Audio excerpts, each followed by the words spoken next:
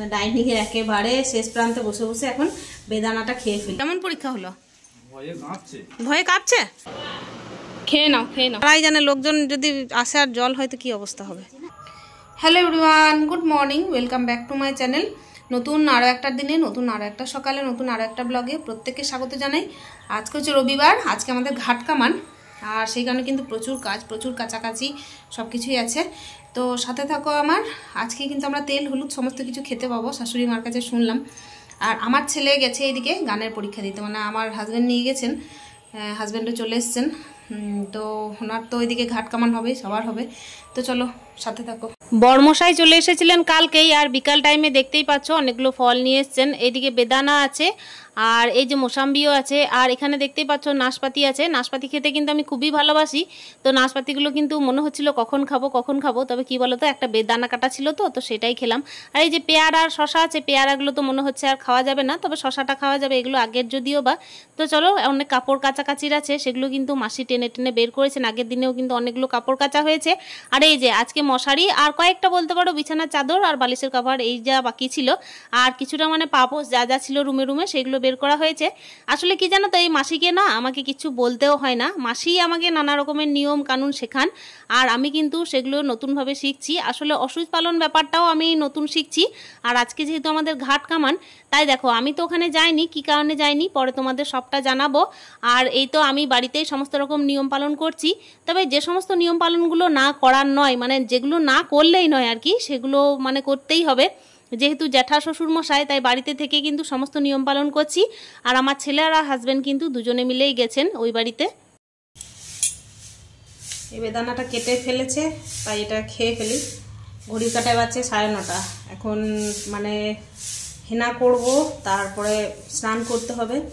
তার আগে নখটকের মানে করার ব্যাপার আছে, তো নখ খটার ব্যাপার আছে, কামান যেহেতু, তো সেটা করতে হবে। চলো এখানে বসে বসে কিন্তু মানে ডাইনিং এর একেবারে শেষ প্রান্তে বসে বসে এখন বেদানাটা খেয়ে ফেলি। কি গো, পরীক্ষা দিয়ে চলে এলে? কেমন পরীক্ষা হলো? ভয়ে কাঁপছে?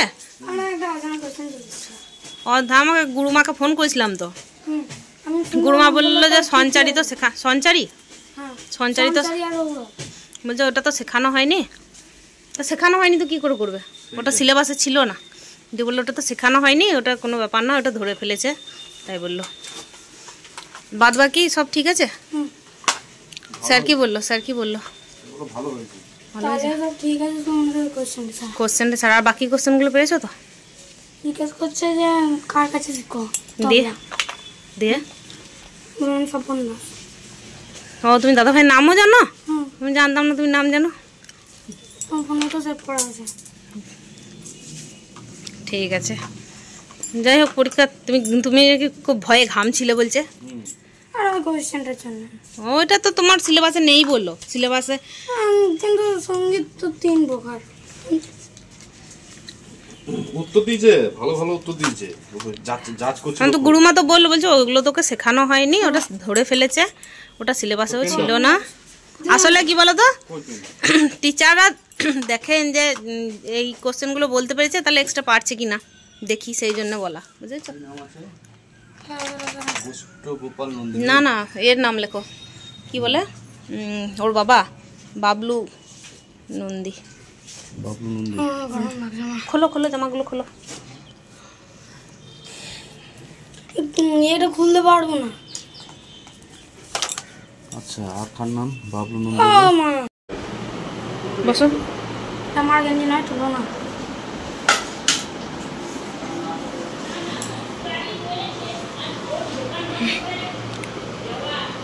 খেয়ে নাও। এদিকে কালকে সবজিগুলো যখন এনেছিল তখনই কিন্তু ফলগুলো আনা হয়েছিল। তো ফলগুলো তো ফ্রিজের মধ্যে রাখা হয়েছে, তবে সবজিগুলো রাখা হয়নি। আসলে শরীর জবাব দিচ্ছিল আমার, সেই কারণেই আসলে কি বলতো, নানা রকমের নিয়মকানুন পালনেরও ব্যাপার থাকে, তারপর শরীরটাও মাঝে মাঝে ঠিক থাকছে না, সেই কারণে দেখো থলির সবজিগুলো থলির মধ্যেই ছিল। আর এইদিকে ছেলের ছিল গানের পরীক্ষা, তো ছেলে কিন্তু গানের পরীক্ষা দিয়ে চলে এসেছে, ওকে খাবার দাবার দিয়ে দিলাম। একটুখানি নার্ভাস ছিল, আসলে কিছু কোশ্চেন ছিল, একটা কোশ্চেন কিন্তু ওর সিলেবাসের বাইরে ছিল, যেটা কিনা টিচাররা একটু এক্সট্রা করে ফেলেছেন। তো আমি আবার ফোন করেছিলাম, তো ওনারা বললেন মানে ওকে যে আর কি গান শেখায়, তো তিনি আর কি বললেন যে না ওটা তো শেখানো হয়নি, সিলেবাসের বাইরে ছিল, যাই হোক ওটা নিয়ে কোনো সমস্যা নেই। যাই হোক না, দেখো এদিকে কিন্তু সবজিগুলো রেখে দিচ্ছি আমি প্যাকেটের মধ্যে, আর থালার মধ্যে রেখেছি, সেগুলো কিন্তু আমি ফ্রিজের মধ্যে তুলে রাখলাম।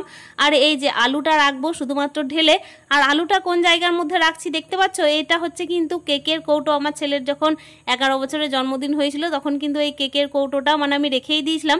এটা কিন্তু আমার অনেক কাজে লাগে জানো তো, ওই কারণে আমি কিন্তু রেখে দিয়েছি। তোমরা হয়তো বলবে যে ঝুড়ি নেই বাড়িতে, হ্যাঁ অতি অবশ্যই আছে, তবে যে জিনিসটা আর কি চোখে দেখে ভালো লাগে সেই জিনিসটা রেখে দিই, তাতে কাজে লাগুক না লাগুক সেটাকে কাজে লাগাতে চাইলে লাগানো যায়।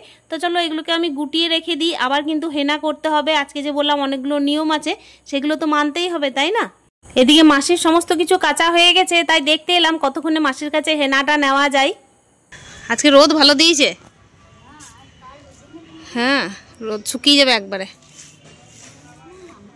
হ্যাঁ না, রোদটা আজকে দরকার ছিল, তা নাহলে ঘাটে, হ্যাঁ কাছাকাছি ঘাটে চান কি করে হতো।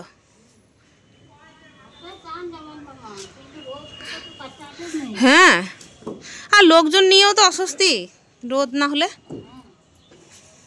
তাদের বাড়িতে অনুষ্ঠান হবে তারাই জানে, লোকজন যদি আসে আর জল হয় তো কি অবস্থা হবে। হ্যাঁ দারুণ খিচিবিচি, এক রোদেই শুকিয়ে যাবে।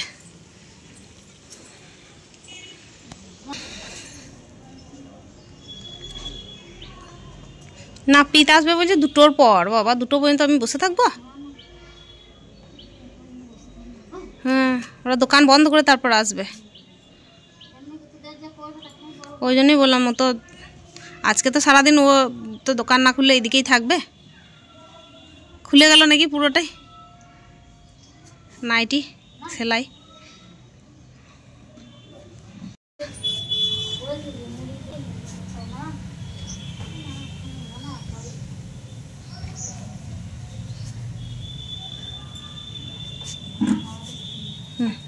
হলো,